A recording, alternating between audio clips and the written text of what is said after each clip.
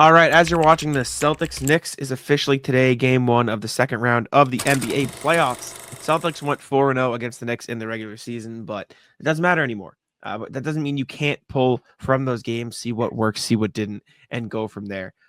We talked about how the Celtics offense attacks Karl-Anthony Towns, Jalen Brunson. We talked about how the Celtics defense guards Jalen Brunson. And now we're going to talk about why Josh Hart is the reason the Knicks offense struggles as much as it does against this specific Celtics defense. So obviously the Knicks have had a good offense this year. Karl-Anthony Towns, Jalen Brunson have been leading the way they've been carrying. However, the way the Celtics guard the Knicks makes it really hard for them to have a guy like Josh Hart on the floor. It's the same reason that earlier this season I said that the Pacers might be a bigger threat to the Celtics in the Eastern Conference than the Knicks, because the Knicks and the Cavs, who most people deem to be the biggest threats to the Celtics, have offensive weak points. They have players who you can feel comfortable sagging off of on offense. And then in the Cavs case, they have guys like Jared Allen on the perimeter and Darius Garland who can get bullied a little bit on the other end as well. But in the case of Josh Hart, what the Celtics do is they put Kristaps Porzingis or Luke Kornet on him.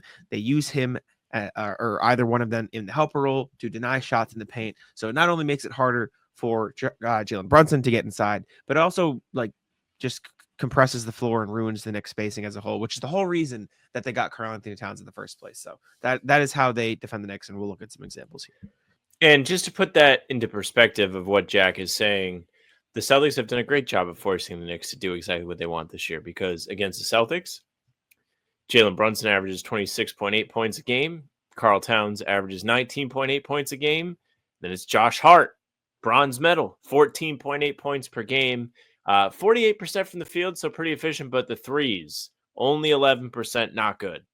Not what you're looking for if you're looking to create spacing. If you're the Knicks, and the Celtics are doing exactly what they want to do. They're playing boa constrictor defense. They're forcing them to have to do the uncomfortable thing. And it's really worked for them so far this year, because they have not lost, and they've won, what is it, 7 of 8?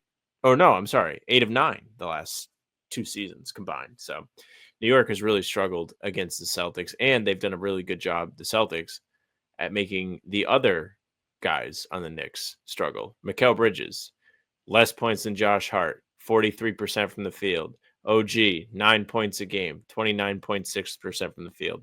It's not going to be a staple, but they've done a really good job in funneling that non-star offense into Josh Hart. For sure. Let's take a look at some of the ways they've done it, or just what it looks like when it is happening on the floor. I have a bunch of various clips and possessions from defense, nothing specific, but just like blocks that players have had during games, threes that Josh Hart has taken.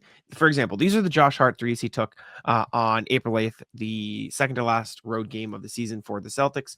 And we can see why he got these shots, why he was open, and exactly who was covering him. So in this case, Tatum is on Josh Hart briefly.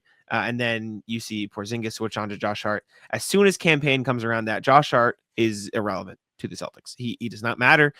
They wanted to stop campaign in the paint, and Sam Hauser is currently on Karl-Anthony Towns. And so Kristaps Porzingis is more aware of the drive by campaign and the post up by Karl-Anthony Towns than he is to Josh Hart taking a three. He doesn't even close out. And Josh Hart is not a good enough 3-point shooter to make him pay. He's irrelevant to them. The closeout's hilarious because he doesn't move, but he does the motion. Like, he does put his hand up trying to obscure his view just enough, but they clearly do not care. And the way that you can tell that they don't care is because that first possession you showed, there was an opportunity for them to rotate, and they just did not do it. Derek White could have flew over from the opposite wing, and it didn't happen. Yep. And listen, like, obviously there are examples of players making the Celtics pay, namely Caleb Martin in the Eastern Conference Finals a couple years ago.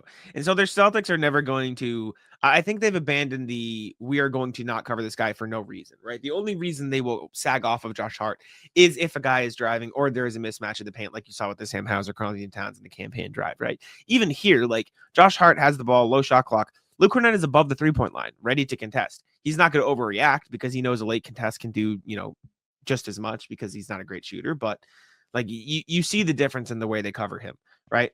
Take a look here. There's some Kristaps Porzingis blocks he had in the February 23rd game. Again, Josh Hart looking at Mikal Bridges, who's going to drive on Drew Holiday here. Porzingis is going to help on the Jalen Brunson cut, notice it, and then Josh Hart cuts in because, again, not a good floor spacer. So instead of just going to the corner and completely spacing the floor to give Brunson a kickout option, he tries to use his cutting to get inside, and then Porzingis blocks him. Again, here, which he's Josh very Hart on good the at. floor.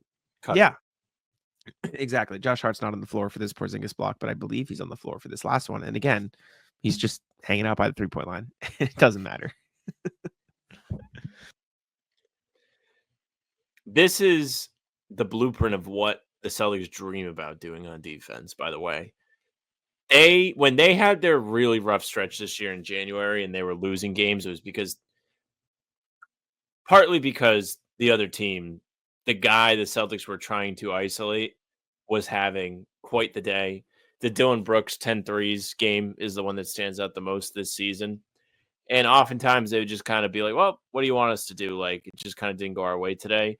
But Missoula loves to bet on the math. And Josh Hart has been the ultimate mathematical bet for the Celtics. And he's paid off. Again, only 11% from three in 4 appearances against Boston this year. He just has not been able to do anything about the treatment he's getting.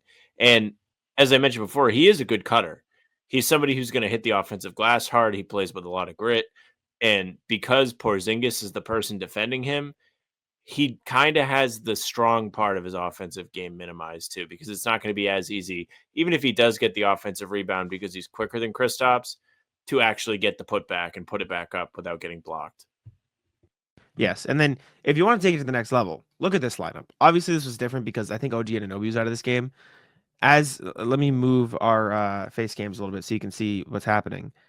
The Knicks have 2 non-floor spacers on the floor at one time. Achua can't shoot, Josh Hart can't shoot. And so you run into the situation where you have Horford and Luke Cornett, who are both fully capable of helping over. Luke Cornett ends up doing it and gets the block. So I can't imagine the Knicks run many lineups like that in the playoffs. But when you have a guy who is not going to be a floor spacer on the floor, the Celtics are more than comfortable closing out late on him and just figuring it out from there, right? Like they would rather contest the guys that can get going, that can run your offense and be the engine of that, and close out late on Josh Hart or on Preston or whoever it is, and then go from there. So, I mean, again, right here, Luke Cornett on Josh Hart guarding him. They stay. He stays on him, but instead of guarding Josh Hart, he goes over and blocks OG Anunoby because it just gives the Celtics basically an extra defender to work with on the floor at all times. Because not like even in this case, not only is Luke Cornett not worried about Josh Hart, but he also knows that since he is here, OG Anunoby is not a good enough passer to make a behind the back or over the head pass to find Josh Hart, even if they wanted to get that 3.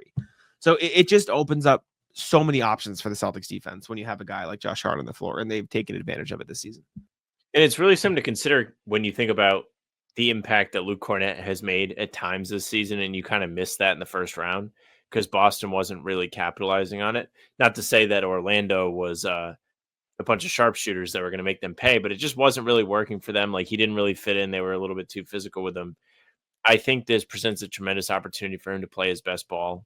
And the fact that he had one of his better games of the year well-roundedly against the Knicks should make you feel pretty good going to the playoffs. It is the regular season. It's a different animal. I don't think we should ignore that, but it's still the same people on the floor. He's somebody who's thrived, and that was a game that they didn't have Porzingis, and they needed him to step up big time. So he did it, and that is – it sounds stupid, but it almost feels like the Celtics are their best when Luke Cornett is really making an impact because it's just like they're playing with house money at that point. And I think that would be something that would put the series even further apart. Wasn't sure how I wanted to deliver that last one because even if he's not playing well, it does not feel like this is going to be a close series going into it. You never know, but if he's really able to get in his defensive bag and be an irritant and roam and play really well, good luck. Yeah, Cornette played really well against the Knicks in this series. I think a big part of it is they have a guy who he can help off of, and they have guys that allow him to sort of free roam and make his impact that way. So anyways, let us know what you guys think down below. Make sure to leave a like, subscribe, comment on the video, and I'll let Sam take it out. Yeah, thank you very much for listening and watching. Make sure you leave a like, comment. Like Jack said, subscribe. We're here every single day with new content. So hit the bell. Full pods drop Tuesday, Thursday, Sunday. Game recaps are up the one after each game. And other videos like this one are here in between to keep you up to date with all things Celtics. You can find the two of us streaming a half hour before each game for pregame live. It's a ton of fun. Come hang out. The chat is really fun. What better way to calm your nerves before big playoff games than to just chat with two bozos on the screen? You can find us on Spotify and Apple too. All pods and recaps are up there. So if you just want the audio versions, go ahead, follow. They will go right to your feed. Leave a 5-star review.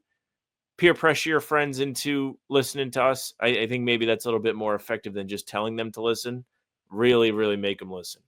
You can email us, hbtcpod@gmail.com. We're reading all your emails every single time we do a show. So get them in, hbtcpod@gmail.com.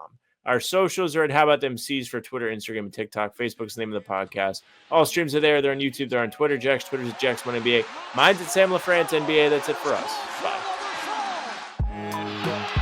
Taco, come on. Taco's having some fun here.